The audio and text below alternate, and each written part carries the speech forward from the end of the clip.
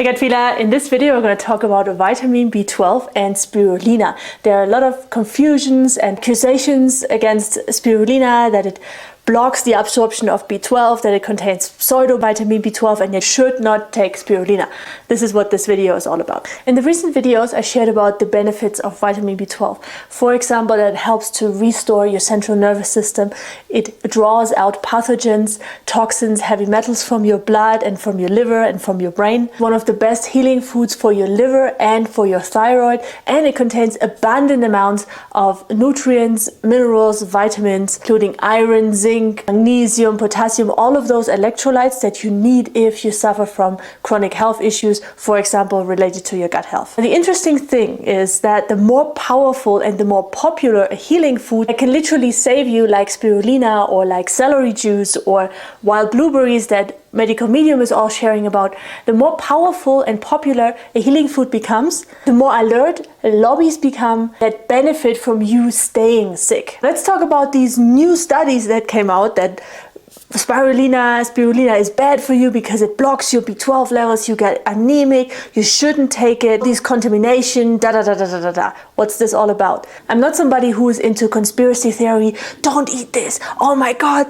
they are all against us and things like that, but when it comes to studies and when it comes to medicine and science, which I've studied for 4 years in university academic medicine, I can tell you there are some things that you need to know if you're somebody who always trusts the studies. Because when a food becomes really healthy and a lot of people are taking it and actually helping to get people better, like spirulina, big pharma, the supplement industry, the food industry, they get like their red flags up. They don't like this. Actually, they not just don't like this, they need you getting scared of fruits and vegetables and the food of the future from the World Health Organization. That's the food that they gave to the astronauts. What do these lobbies do? Because they are smart. They know you are looking at studies and things, and they have a lot of this. They have a lot of money.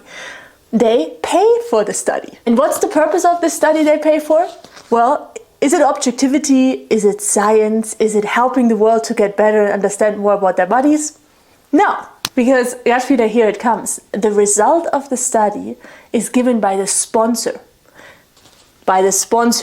Before the study is even conducted. And that's exactly where this whole spirulina fear is now coming from inactive B12. Yes, spirulina does not have an active form of B12, neither does meat or dairy. A lot of foods contain pseudo vitamin B12, yet we get our lovely friend here, spirulina, attacked with all of that. I'm going to tell you something really important about vitamin B12.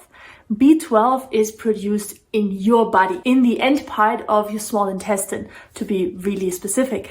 If you've got a healthy microbiome, you do not need external sources of B12. Now you might say, well, who got a healthy microbiome, right? 80% of the population do not. That's why I recommend B12, a specific B12 supplement, which contains 2 of the active forms, the most powerful forms of B12, which is adenosine and methylcobalamin. Cobalamin means B12, and adenosine and methyl are the forms that your body can absorb if it's not produced by your own body.